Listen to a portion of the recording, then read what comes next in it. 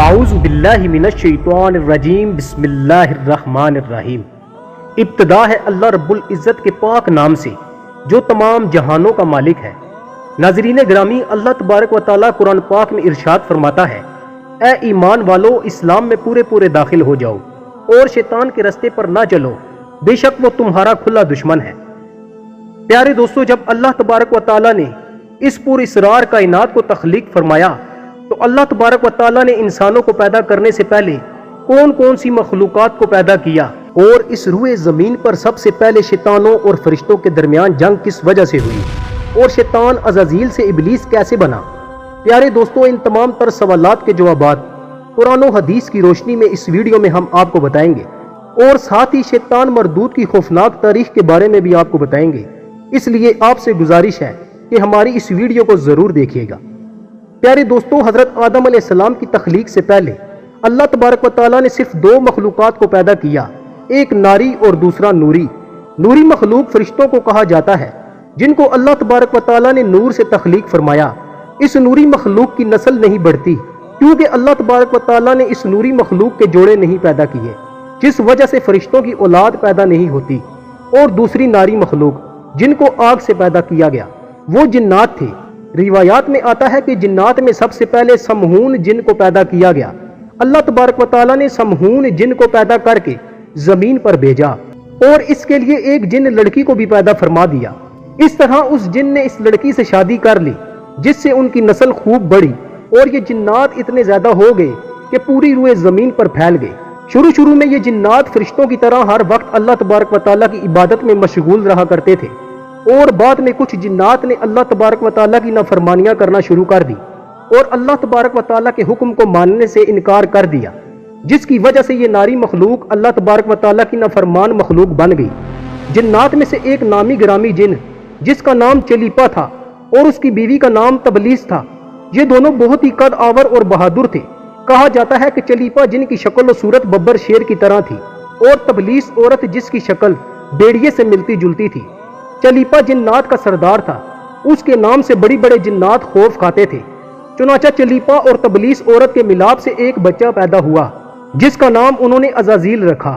ان جنات میں سے پیدا ہونے والا یہ بچہ اپنے والدین کی طرح بہادر اور دراز قد تھا۔ روایات میں آتا ہے کہ حضرت آدم علیہ السلام کی تخلیق سے 50,000 سال پہلے یا اس سے بھی زائد کا عرصہ زمین پر جنوں کا عروج تھا۔ اس روئے زمین پر ہر طرف جنات ہی جنات تھے۔ یہ جنات بہت زیادہ شریر تھے اور یہ زمین کے اندر فتنہ فساد پھیلاتے تھے۔ اس طرح جب جنات نے اس روئے زمین پر فساد پھیلانا اور تباہی مچانا شروع کر دی تو اس وقت اللہ تبارک و تعالیٰ نے فرشتوں کو حکم دیا کہ زمین پر جاؤ اور جنوں سے جنگ کرو۔ اس طرح جب جنات اللہ تبارک و تعالیٰ کی نافرمانیاں کرنے لگے اور زمین پر فتنہ فساد برپا کرنے لگے تو فرشتے اللہ تبارک و تعالیٰ کے حکم سے زمین پر اترے۔ ان فرشتوں نے جنوں کو حکم دیا کہ اللہ تعالیٰ نے حکم دیا ہے کہ زمین میں امن و امان سے زندگی بسر کرو، لیکن جنات نے فرشتوں کی بات کو ماننے سے انکار کر دیا، جس کی وجہ سے جنات اور فرشتوں کے درمیان بہت بڑی جنگ ہوئی۔ اس خوفناک جنگ میں عزازیل کے والدین یعنی چلیپا اور تبلیس نے بھی شرکت کی۔ اس جنگ میں اللہ تبارک و تعالیٰ کے فرشتے جنات پر غالب آ گئے۔ اس جنگ کے اندر بہت سارے جنات مارے گئے، جن میں عزازیل کے والدین بھی شامل تھے، اور باقی سرکش جنات کو اللہ تعالیٰ کے حکم کے مطابق قید کر لیا گیا۔ ان قیدیوں میں عزازیل بھی شامل تھا۔ فرشتے جب ان جنات کو قید کر کے آسمانوں کی طرف لے گئے تو شیطان بھی ان قیدیوں کے ساتھ آسمان پر چلا گیا۔ اس طرح جب عزازیل فرشتوں کے ساتھ آسمانوں پر چلا گیا تو فرشتوں کو حکم ملا کہ عزازیل کی بہترین تربیت کی جائے اور اس کی اچھی پرورش کی جائے۔ فرشتوں نے عزازیل کو عبادت کرنے کے لیے بہترین طریقوں سے آگاہ کیا، جس کی وجہ سے عزازیل اللہ تعالیٰ کا ایک عبادت گزار بندہ بن گیا۔ اس طرح عزازیل نے اللہ تعالیٰ کی عبادت کرنا شروع کر دی اور اللہ تعالیٰ کی بارگاہ میں بہت بڑا مقام حاصل کر لیا۔ اس دوران عزازیل بہت قابل اور عقل مند بن گیا، اس کے پاس بہت زیادہ علم آ گیا۔ اس وقت اللہ تبارک و تعالیٰ نے عزازیل کو فرشتوں پر استاد مقرر کر دیا۔ عزازیل فرشتوں کو تعلیم و تربیت دینے لگا اور فرشتے عزازیل کے پاس آتے اور علم حاصل کرتے۔ فرشتے عزازیل کو نیک اور پرہیزگار کہا کرتے تھے۔ حضرت کعب بن احبار رضی اللہ تعالیٰ عنہ بیان کرتے ہیں کہ عزازیل 40,000 سال تک جنت کا خزانچی رہا اور 80,000 سال تک وہ فرشتوں کے ساتھ رہا، اور 20,000 سال تک عزازیل فرشتوں کو تعلیم و تربیت دیتا رہا۔ اس کا مقام اللہ تعالیٰ کی بارگاہ میں اتنا زیادہ ہو گیا کہ اللہ تعالیٰ کے سب سے مقرب فرشتے حضرت جبرائیل علیہ السلام، حضرت میکائیل علیہ السلام، حضرت اسرافیل علیہ السلام اور حضرت اسرائیل علیہ السلام بھی عزازیل سے تعلیم و تربیت حاصل کیا کرتے تھے۔ پیارے دوستو، اللہ تعالیٰ اس کائنات کا حقیقی مالک ہے، اس سے کوئی بھی چیز پوشیدہ نہیں ہے۔ اللہ تعالیٰ کو اس بات کا علم تھا کہ یہ عزازیل ایک دن میرے حکم کو جھٹلا دے گا اور اس کا خاتمہ کفر پر ہوگا۔ چنانچہ ایک دن عزازیل کا گزر لوح محفوظ کے قریب سے ہوا تو عزازیل نے لوح محفوظ پر دیکھا جس پر لکھا ہوا تھا کہ میں شیطان مردود سے اللہ کی پناہ مانگتا ہوں۔ اس تحریر کو پڑھنے کے بعد تقریباً 2000 سال تک عزازیل روتا رہا اور اللہ تعالیٰ کی عبادت میں مصروف رہا۔ عزازیل اللہ تعالیٰ کی بارگاہ میں یہ سوال کرنے لگا، یا رب العالمین، یہ اتنا بڑا شیطان مردود کون ہے جس سے پناہ مانگی جا رہی ہے؟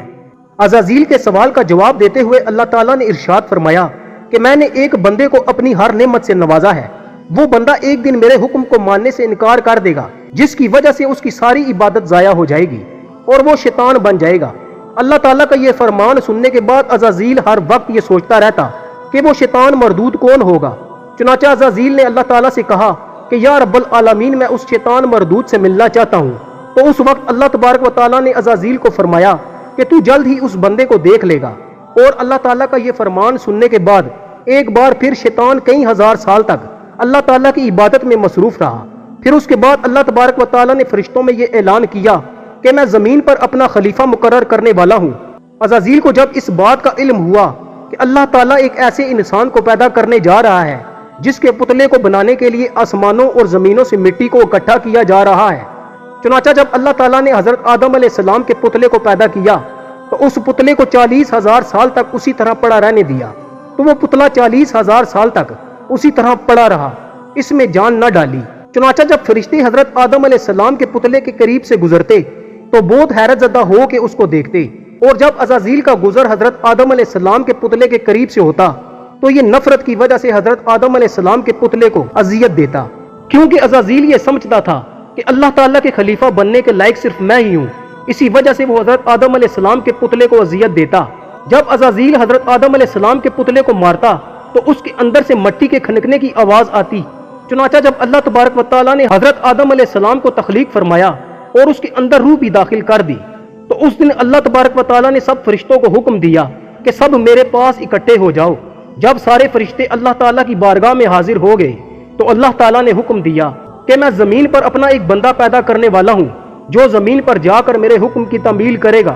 تو اس وقت فرشتوں نے اللہ تبارک و تعالیٰ کی بارگاہ میں عرض کی، یا رب العالمین، یہ بندہ زمین پر جا کر تیرا نافرمان ہو جائے گا، ہم تو ہر وقت تیری عبادت میں مصروف رہتے ہیں۔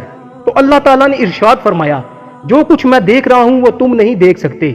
اس وقت سب فرشتوں کو حکم دیا کہ حضرت آدم علیہ السلام کو سجدہ کرو، تو تمام فرشتے اللہ تعالیٰ کے حکم کے مطابق حضرت آدم علیہ السلام کو سجدہ کرنے کے لیے جھک گئے، لیکن عزازیل نے حضرت آدم علیہ السلام کو بغض اور تکبر کی وجہ سے سجدہ نہ کیا۔